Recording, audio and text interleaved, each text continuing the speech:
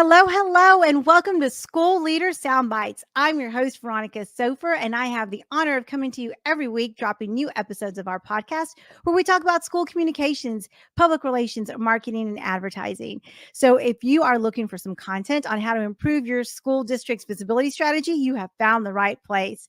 I come to you every week with more than 20 years of experience in school communications, and I love talking about all the things you need to know to improve your school district's presence in your community. So let's go ahead and get this episode started. But before we do, don't forget to hit subscribe. We don't want you to miss any episodes of School Leader Soundbites. And if you're watching on YouTube or Facebook, drop us some comments.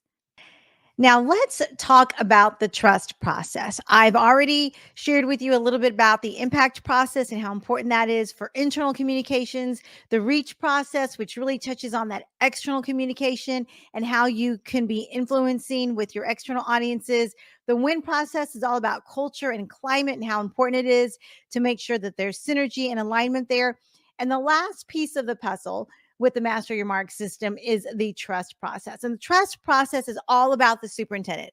It's really about leadership and establishing the brand of the district through the leadership, through the vision, through the mission, and through all of those strategic documents and guiding documents that a district might have. So let's dive into the trust process. So we've got a couple of things I want you to keep in mind.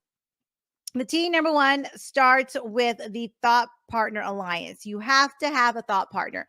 So as a superintendent, you work with mentors, you work with peers, you have your cabinet or your leadership team that you work with. And so there's really a lot of value in talking to someone, role playing through a scenario that might be happening, even practicing presentations that you might give before the community or to the board. And so having someone poke holes in your messaging for alignment is going to be really important.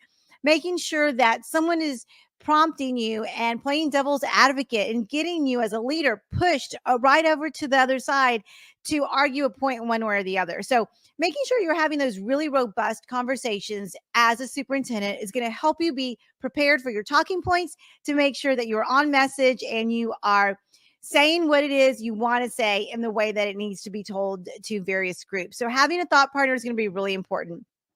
Part of having a thought partner is making sure you're ready for a thought partner. In other words, you're open to feedback. You are open to the pushback. You're open to other things to consider, other prompts, additional insights that people might have. You're open to it. You welcome feedback, and it's what helps you improve.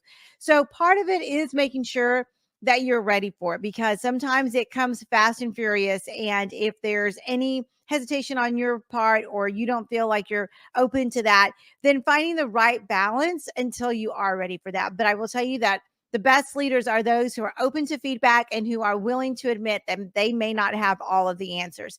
So I encourage you to make sure that you have a thought partner in any conversation that you have. Now, best practices for that are to be consistent. In other words, don't just tap into a group of people that you feel will tell you what you want to hear, but tap into people on a cadence that makes sense. So either monthly or weekly, or in a way that makes sense if you've got certain projects on the table, maybe school boundaries, or maybe there's a consideration for a tax rate election or a bond election or some sort of proposition that will be on the ballot. You may want to have these ad hoc groups come together when needed. But otherwise, making sure that there's a consistent opportunity for you to have a thought partner is going to be really important. So then we talk about the 5W roadmap. And the 5W roadmap is really about your communication strategies, the who, what, when, where, why, and how kind of scenario. In other words, do you know your elevator pitch? Do you know what your talking points are? Do you know exactly what you're going to say to which group of people if you were only given 45 to 90 seconds to say something? So making sure that you know what people care about, because they ultimately want to know what's in it for them. And two, that you're prepared with confidence on the 2 or 3 things that you can say about your district or the initiative that you're working on that's going to make the most difference for your community. So having a roadmap for your communication is going to be important. Superintendents, as you are onboarding new leaders into your system, remember that we can all use a thought partner, especially as we are onboarding into a new district or into a new role. Having a thought partner there to just bounce ideas off of and get some one on one coaching is crucial to optimizing your leader, especially as we deal with budget crunches and polarizing narratives in our community. If you want to learn more about our Thought Partner Alliance, then make sure you click the link below to give your team that extra support they need with the Thought Partner Alliance. And then unique, that's the you. Have a personal brand. You need to establish your mark.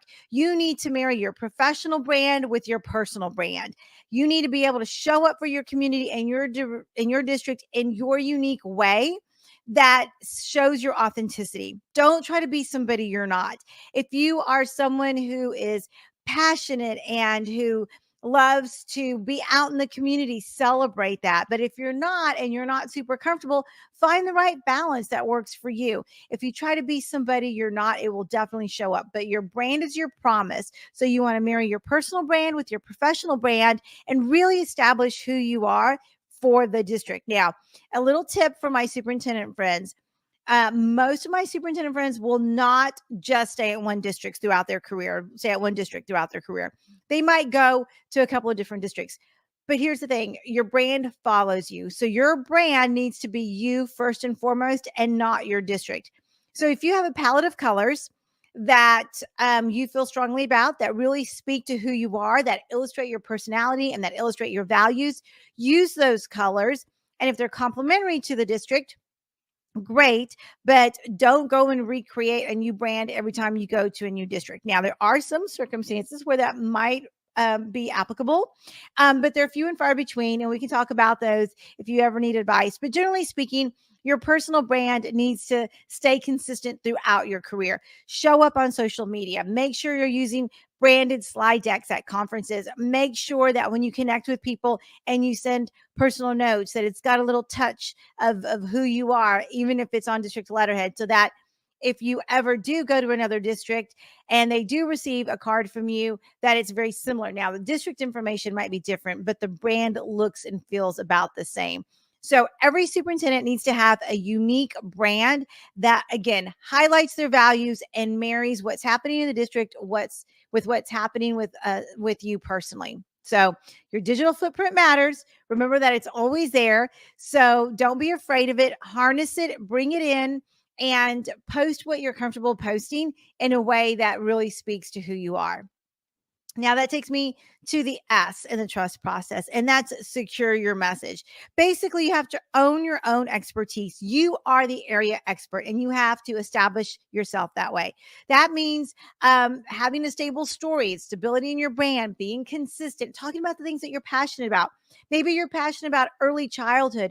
Maybe you're passionate about math and science. Maybe you're passionate about career technology. Whatever that is, and it can be several things, tie them all together and make sure that throughout the course of your career, especially if you matriculated up from maybe a principalship to assistant superintendent to ultimately superintendent, that you have grown and elevated the conversation, because people will go back to what you've written. They'll go back to interviews that you may have done with the media or with education related journals, and they're going to want to see that consistency. So make sure that when you secure your mark, you're doing it with a consistent brand that really speaks to who you are. And you don't go back and forth on topics. You don't change who you are. Now, some of your opinions might change, and that's okay, because we have new research that comes out all the time. Or you might be going from one community to another where those values aren't the same as they were in your previous district, or maybe a topic is completely controversial in one of your communities, but not the other. So there is definitely an opportunity for some transition and growth, but flip-flopping back and forth won't always help. So be very mindful of that, especially when we're talking about some political issues. Now, I will tell you that I have superintendents who are very engaged at the state and national level with regard to school funding or things that might be happening at your state capital. Speak your mind and make sure that you're representing your district first and foremost aligned to your legislative priorities. Don't deviate from those district priorities, because what you don't want to do is confuse the constituency that your district is supporting and you don't want to maybe have opportunities for conflict inside of that. Now, I'm always very mindful to tell people that you have to speak your truth. And if you truly believe that public education is here to serve students, then you can't go wrong as long as you're focused on the student. So secure your message by staying true to who you are and what you believe, and give people an opportunity to communicate with you, to get feedback, to connect. That's really important. You want their feedback. You want to be able to also demonstrate that you're taking that feedback and you're doing something with that feedback. So if you have a superintendent page on your website, that might look like a short note to the community, thanking them for participating in the most recent survey and sharing what you derived from that survey, and also sharing what might be changing in the district based on their feedback, because that's going to really go a long way in establishing trust. And then really timing your mark is important. Making sure that there's a timeline. You establish your brand. We have what's traditionally called your freshman season, your sophomore season, and then we have superintendents who are nearing the end of their career. But in your freshman season, you're focused on visibility. You're focused on establishing who you are, really earning trust with the community, being out, being super engaged. And then during those next couple of years, as you transition, you're focusing on your expertise and your stability. And that's really when you have time for some of those deeper level conversations with people in your community and your board and stakeholders in particular. And then in your veteran season, that's really when you're focused on your legacy and what it is you want to leave for a district, and the mark you want to make on public education, especially in your state or in your region. So when you have an opportunity to maybe go keynote or present to a large group, then absolutely take advantage of that. Make sure that your brand is visible, that you are being representing your district strongly, and that you are leaving people with some knowledge that you brought based on your years of experience. So really making sure that you have earned their trust. It's going to be important in that process. So when you think about the Master Your Mark system, we talked about the impact education process, and that is really harnessing your internal audience, educating them, establishing what that brand looks like, giving them confidence to go out and talk about the district in a way that makes sense, all the way to the reach process, which is about your external audiences, and doing the same with them, making sure you know who they are, what they value, where they go and consume their information, and then having a strong communication plan that includes a strong crisis plan. That's really important, big part of the reach process. And then the win process, and that's what we talked about last week. And that win process is all about culture and climate, how to onboard our staff, how to really build ambassadors, nurture their confidence in the district, and address any issues that they might have. That's where your public relations, your marketing, your advertising come into play. And then all of that is rounded out with the trust process. And in that trust process, that's about the leadership. That's about the superintendent making their mark, making sure it's clear, it's aligned, it's complementary to the guiding documents of the district and to what the community values. And it's real important to make sure that the board is confident in all of that process too. So when you have these four components working together, you effectively communicate your values, your vision, both internally and externally, and you bring a strong, trusted community together to really forward the great things that are happening in your school system. So I appreciate you guys reaching out with all the great questions about the Master Your Mark program and how you can pull it all together, take bits and pieces when you know you need it. And if there are any gaps, as always, in your process, I would love an opportunity to talk to you about that. So you can always reach out to me at veronicavsofer.com. So with that, I'm going to wrap up this episode of School Leader Soundbites. If you are listening on the podcast, make sure you hit subscribe. We don't want you to miss any episodes. If you're watching on Facebook or YouTube, drop some comments. I'd love to connect with you, and I look forward to talking to you next time.